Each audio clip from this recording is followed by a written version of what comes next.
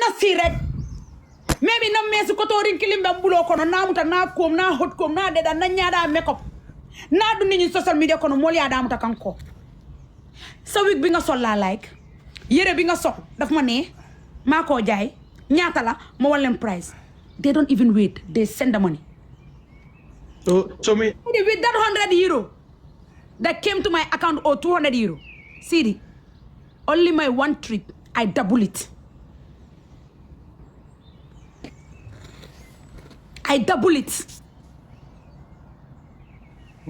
Social media, that is the important thing social media teach me.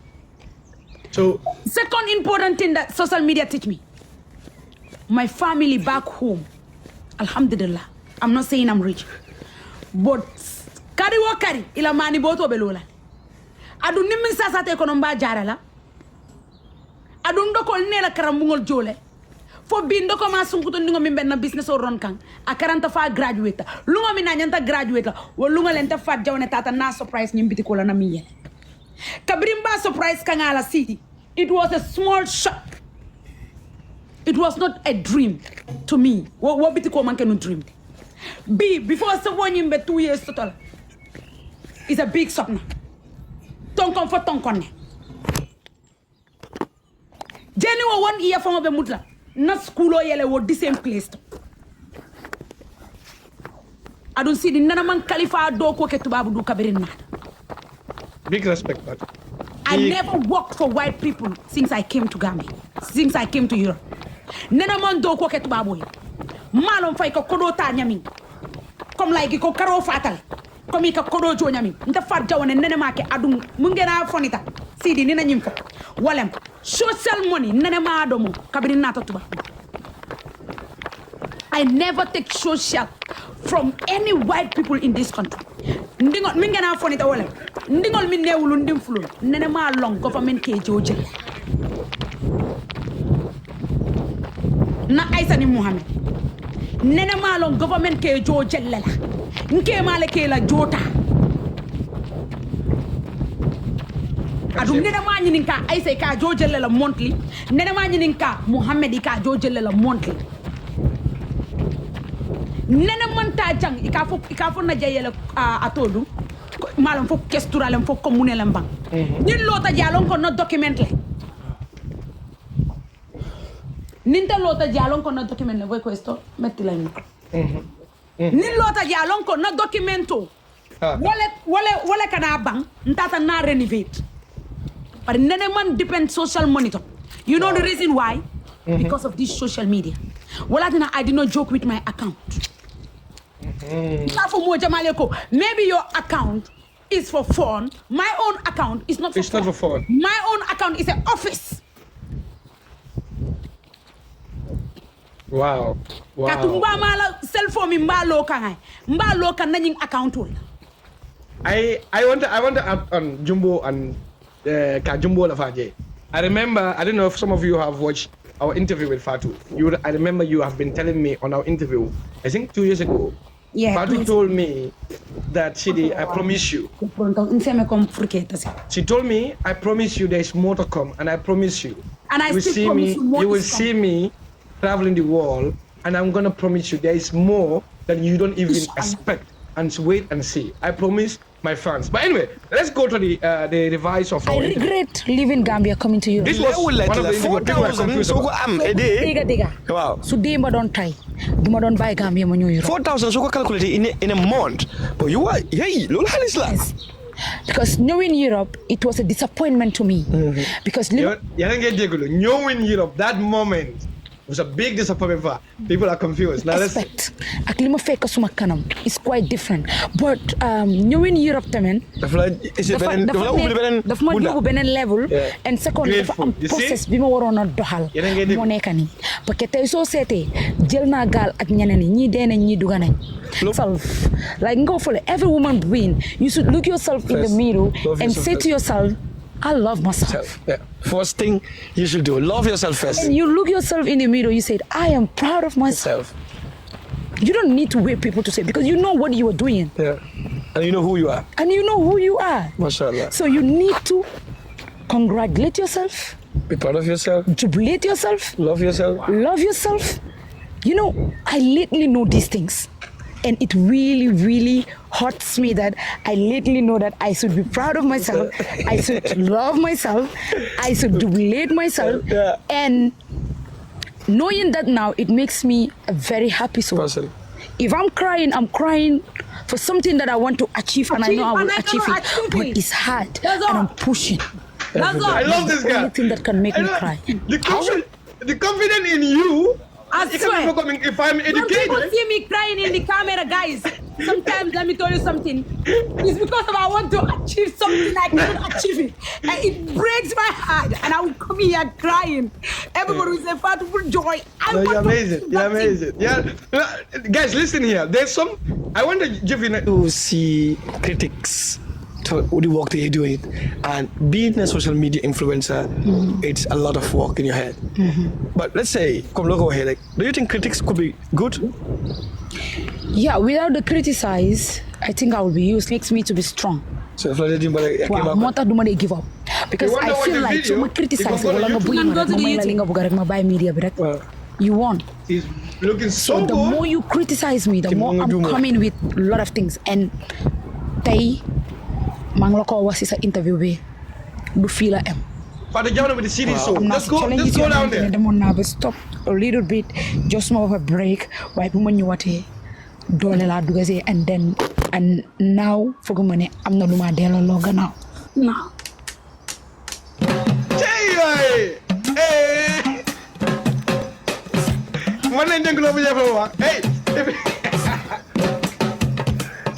Ndeysaan. Aha. Hey. No. Hey, Jawneh. No, yow sanga waay bi ne lay tele. Hey. Ndeysaan. No. Aywa. Hey. But you should be so proud of yourself. You know, Yeah. when I did this And interview you know, with you, Sidi, I told you that. But when you see the reason why I told you that, Yeah. you were like, you told me this. And Sidi, emut fide. no, I'm Dama la ko wax this year tamit. Manela Sidi man. Ah.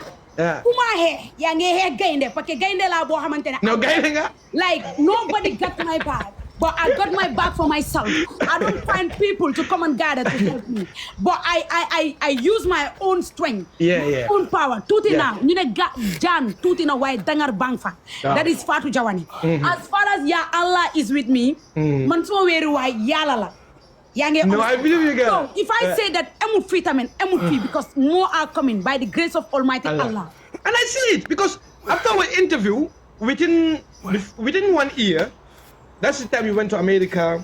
That's I the went time to- you have been, went having to some Spain. classes in different countries. I went to You UK. went to China. I went to China 2 times. You went to Dubai. I went to Dubai. I've seen you with different. You went to Gambia and have this big project. You came back. Thank you so much. I was so emotional because for me, the reason why I invited people on my show is because I watch people. I told you, I watch you. I see something in you, and I want to use my. Now platform and- you love me. What has about won't feel? I'm not talking about that love. You know what I mean? No, It's not that Jenny Kataraje from on television, okay? Rag, no problem. Nyante mit la from Gambia, but Aranata, but Nina Kotak and Menyojelal. Imagine the Milan Jakelati. Okay, CD, I feel you from the day one I hear your voice. Because the reason why I feel you from the day one I hear your voice is you were real to me. Yeah, understand. Because you come to me, you talk to me like a real brother. You ask me questions with respect and I respond you with respect. You understand? And I love your interview because you let people speak their mind. Like ibuka molo haraba. Like you listen to each and every. You interview people whilst you are giving them even this thing, how to call it, therapy. Very important. You see, what you are doing is very sensitive. When you are doing it, you need to be very careful the parts you touch. Yeah. And the Malabai helps you, Lulu. Because when we are having that interview, you letting me flow. I was flowing by myself in things that I want to, and then you helping me together along. Yeah. We going. That's why the interview touched so many. Yeah, and it touched so many people. Nowadays, if people ask me for interview, I'm like, I don't need to interview because everybody know my story. It's the same thing I'm going to repeat. But I see again, you also want to have it in your platform. I'll give it to you because I'm a role model. Either they like it or not, I'm a role model. You are not just a role model. Yeah. So that's why sometimes when some criticize come in my way, I let it slide because it is important. Yeah, because I'm in that position. Because do you think criticize are good? I say critics yes. are good for you. Yeah. I love critics. You know why I love critics? Because those criticize. If everybody is writing, Fatou, I love you. Fatou, I love you. Fatou, you're doing good. Fatou, you're doing good. I will not know what to do. So sometimes, even if I'm doing good, come and criticize me. I'll be like, oh my God, this is my enemy. Because su fekkee ki ma criticize ni léegi nii te li ma wax óor na ma ne du dëgga mas laaga rek dina wax ne oh li ma doon wax bu ngi nii dëgga moo tax bu leen bañ criticize bu leen ma gis nii bañu ma criticize suma àdduna man su la neexee nga criticize ma man criticize bu ma dee receive kenn du ko dee receive waaye the moment ma receive that criticize dama dee defarati suma toogaay and ma xam ne am na koo xamante ne mu ngi toog di xaar suma downfall musa gis Exactly. Man, I deal with action rather than talking too much. I can't talk too much. If I talk too much, it's something very important. Like no, I digress because that's what I'm saying. Modo Canada kono amanja fola. Thank you. And sometimes modo beje. Can you imagine somebody with 1 follower, 10 follower? Yeah, understand. When coming out, just having maybe halama dumantima ekundi njelo koda na kakadia melo koda. Why do you even yalam president warning these leaders? How many of them? If I told you the importance of social media, people will never understand. Sidi, do you know Ntela Bitikoto? Minister kana sandirola jail. Do you know Ntela Bitikoto? Koditi balbe Gambia mini alonko ibukela noise from mo kana sandirola na Bitikoto. Maybe you influence them. People need to be very careful and careful all the time. You see, you are in this social media. President ol Besiri la office ibal Jibeka. Yeah. Minister Besiri la office ibe Jibeka. Yeah, so go TikTok ala tere. Okay. Edum big.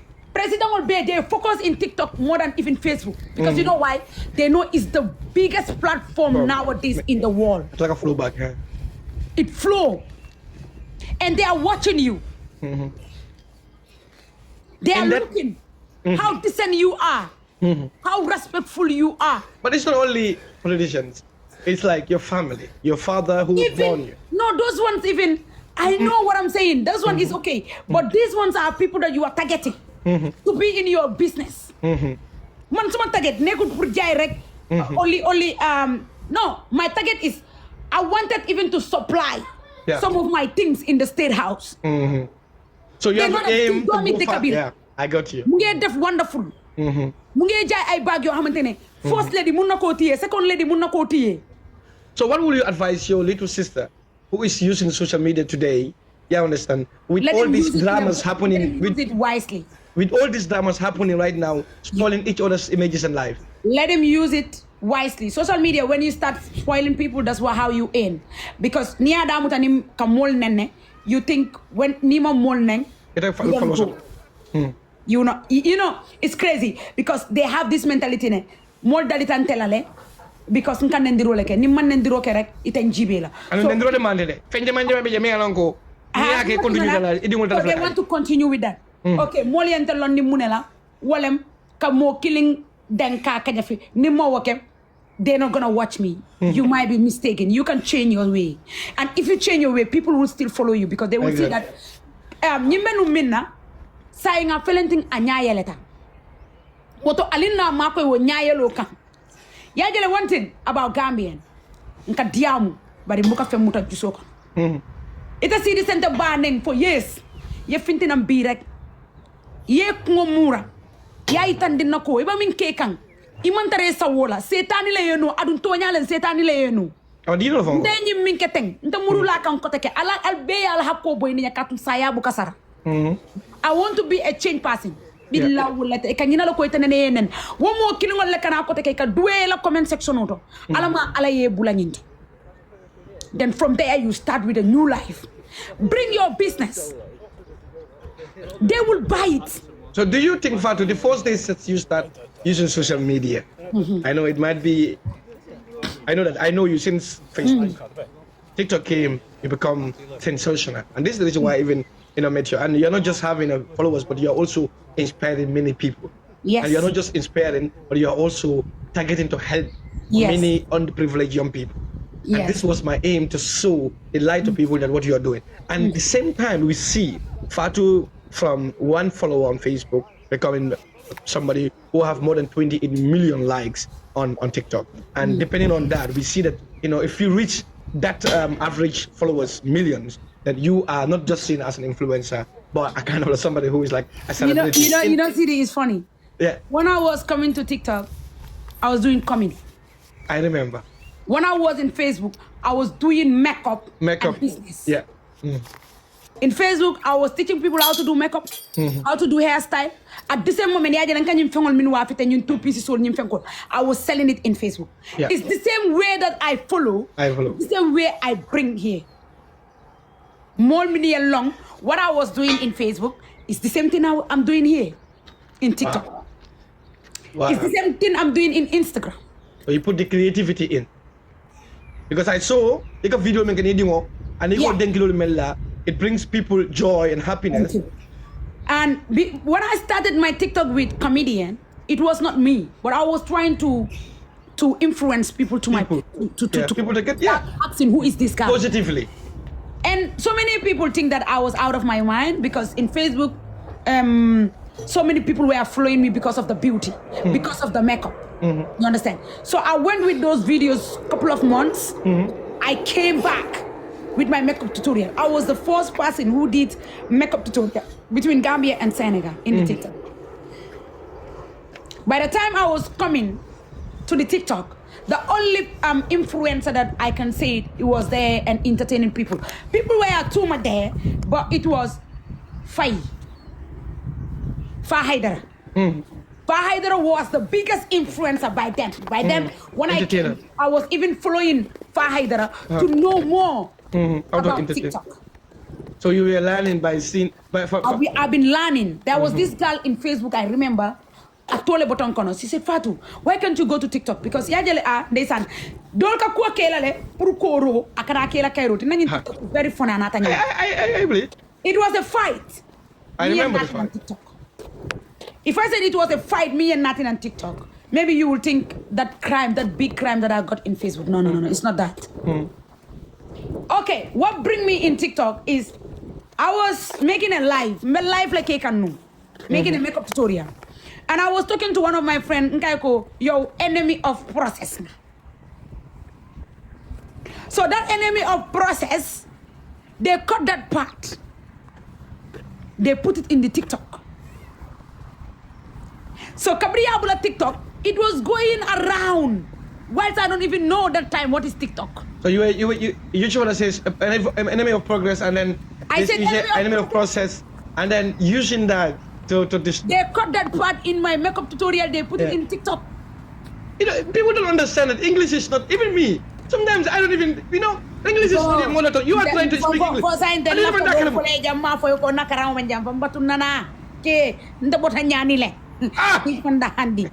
You understand?